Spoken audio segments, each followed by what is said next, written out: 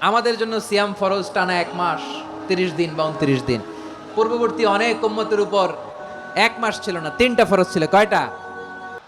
প্রতি মাসের 13, 14, 15 ফরজ ছিল তাদের জন্য। কারো জন্য শুধু একটা, আশুরার রোজা।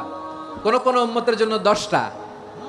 কোন কোন উম্মতের জন্য রোজা ফরজ ছিল মৌনতার রোজা, আরবিতে বলে সওমুল ইনসাত, মানে সারাদিন খেতে পারবে, পান করতে পারবে, স্ত্রীর সাথে মেলামেশা করতে পারবে, কিন্তু কথা বলতে পারবে না। কথা বললেই তাদের রোজা ভেঙে যেতে, পড়েন সুবহানাল্লাহ।